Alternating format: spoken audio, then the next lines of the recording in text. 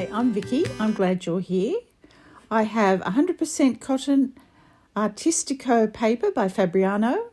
It's 300 GSM and it is hot pressed. I'll show you how I painted the portrait of the girl using the Elegant Writer pens. Now, this is a sketch that I did earlier, and it's just a simple sketch I did in my sketchbook when I was learning how to use the pens. I have 3 different thicknesses of pens here, but I'm really only going to be using the 3mm pen for this sketch. I'm going to be using this Gallery Series Montmartre brush, which is a size 16 that comes to a nice fine point, and some clear water. I've already made a tutorial on this portrait here using the Elegant Writer, and you can see the colours are broken into pinks and turquoise and black, and it all comes out of a black marker. I'm going to be using this stamp today, the Prima Bloom Collection number 980016. And I'm placing it on my Fabriano paper, which I've cut to 6.5 inches by 8.5 inches, which is the largest size that will fit on my stamping platform. And I'm going to use the marker to stamp technique with the Elegant Writer. And I'll show you the point. This is actually a calligraphy pen. So it has a broad side and a thin side. I'm going to be using the broad side to lay the ink down upon the stamp. And I'm just going to get some coverage, and then I'm going to cross hatch, making sure I'm using the broad part of the pen. So this is just giving a little bit of coverage, and now I want to use that marker to stamp technique that you will know from card making, where you lay your marker at about a 45-degree angle and colour all over the stamp. Then you're going to huff some warm, moist air on your stamp and immediately stamp down. And I like to use a microfiber cloth over the top of my stamp just to make sure I have a reasonably good impression. And because this is watercolor paper, you're going to have to stamp it a few times, which is why I put it into a stamping platform. So you just repeat the process. And of course that magic huff of warm, moist air to activate the ink. Rub over it again. And this time I get a much heavier impression of the ink. And all I really need to do is fill in any areas that I may have missed, and particularly focus on the eyes, the nose, the mouth, the jawline and the ears, because the rest of the drawing is hair and it doesn't need to be as exact. And then pick it up and give it a huff. Close the door.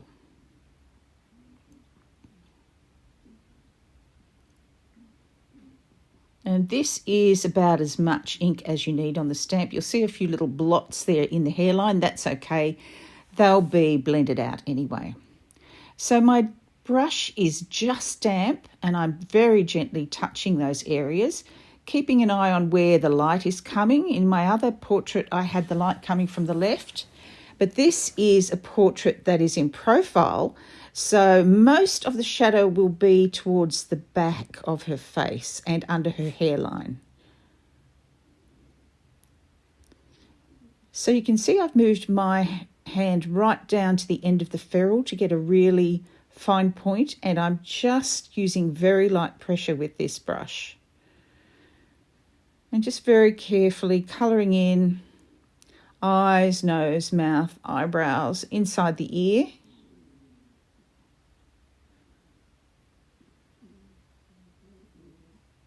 And now I'm going to outline the face, and I'm pulling the brush away from her face so that any of the ink lands outside the outline of the face rather than inside where the face is. And I'm going to go all the way around. Now, these elegant writer markers are really amazing. They have a beautiful ink inside of them. It goes on black, and then once you add water, it breaks into a granulation of a hot pink and a turquoise and a black and a grey. At the moment, what you're seeing is that turquoise, but it's quite dark because I've laid it on quite thickly. And I'm keeping this paper towel ready so that I can blot up any excess. Just there I'm fixing a little bit. I've just lifted a little bit of colour off the jawline where I wiggled the brush a bit. So take your time with this part. This is really the only time you need to be extra cautious. And now I'm starting to draw that ink out away from the face and create some background with it. And then when we get to the hair, you'll see there's a lot of ink in the hair. So this is now drawing out to a lovely soft blue colour. And you can see me flicking the brush away from the face so that none of this water or ink drips onto her face. You see how fast this is. It goes really quickly at this stage.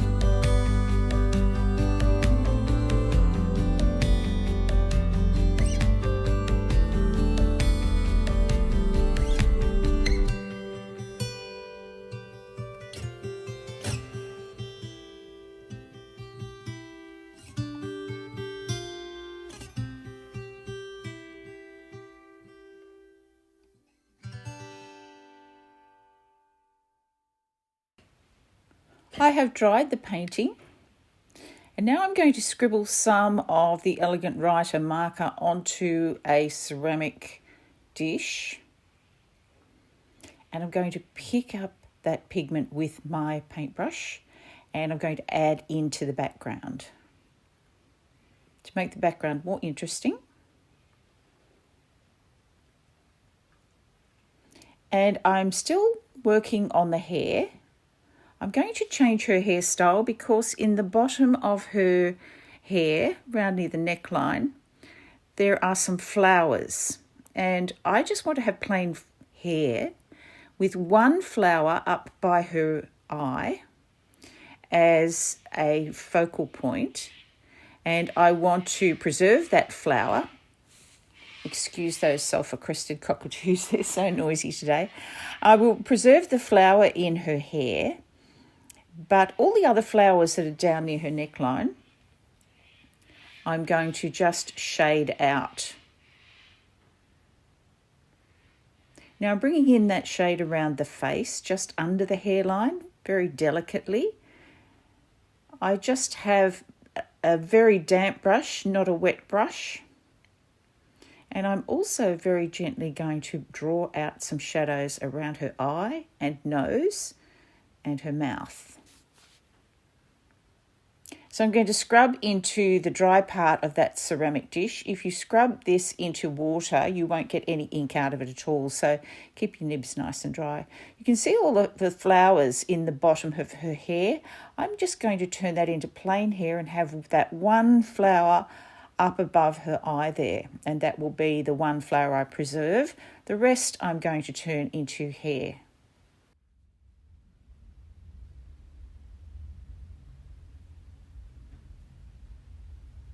So I'm drawing around the outline of that flower I want to preserve. And remember, this painting is now dry.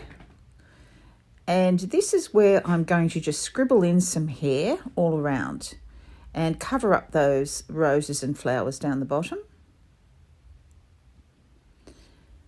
And just using sketchy, wavy lines.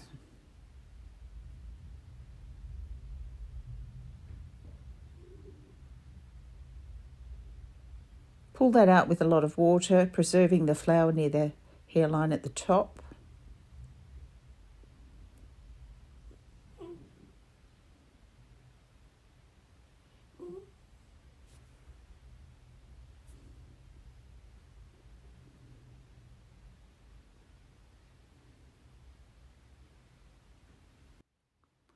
So I've managed to take out most of that excess detail, just leaving in one flower, and the rest is just wavy lines to create the texture of hair.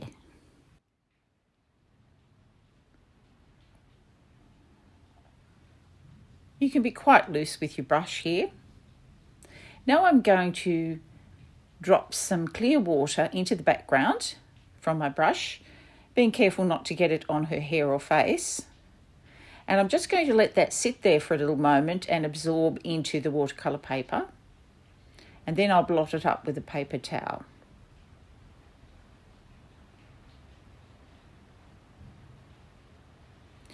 I'm feeling that the back of her hair is a little bit flat, so I want to bring it out a little bit more with some waves. Before I do that, I'm going to use a lifting technique with a cotton bud or a Q-tip that has been moistened in my water jar. I've just dipped it in the water jar, then putting it straight onto the page to lift out those petals. And now I'm lifting up some of the water with a paper towel as well. So I'm going to dry the painting before I change that hairline. I want to go with this wavy sort of idea of hair and continue those kinds of lines. So it's dry, and I'm just going to put in some wavy lines so that her hair is not quite so flat at the back. And I'm going to keep them sketchy and wavy and loose,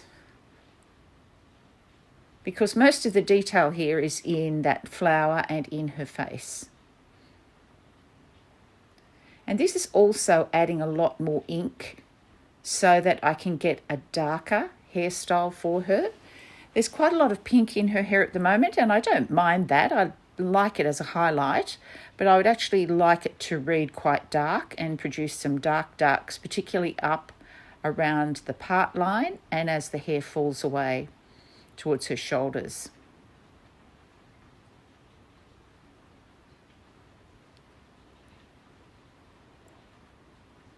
This brings in some real drama now.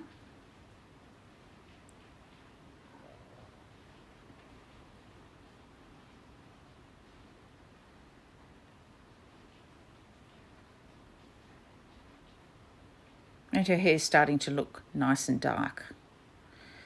And there's still enough darkness in that paint to make the shadows around her part line, under her fringe, and behind her ears. Now I'm very gently, with just a little water on my brush, drawing out some very subtle shading from the back of her eye. Just a very light shade, and just mopping up anything that needs to be mopped up with a paper towel. And I'm just sharpening up that jawline so it's a sharper line there. And I'm pulling out some of this black to add to the background. So I'm reusing some of this ink in the background because I felt that background could do with some of the lovely cerise pink. And so to do that, I am tapping in the wet ink.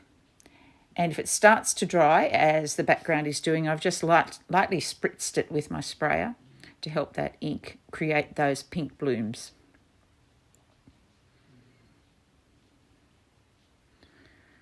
This time I'm tapping in a little bit more blue, which is the ink.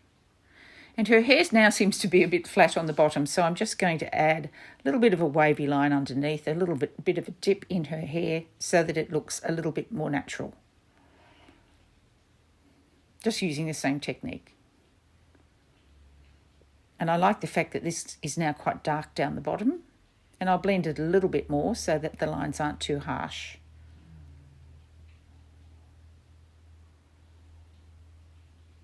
You could use this technique with any stamp that has a face on it and create some lovely little portraits.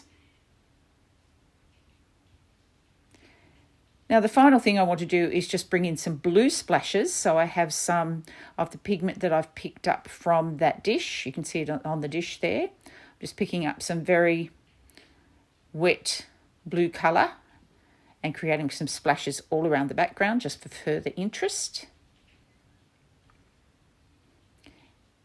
And if they land somewhere you don't want them to land, or there's too many in a row, you can just blot them off. And there she is finished. Look at those gorgeous colours, how that marker just breaks away into those luxurious, beautiful pigments.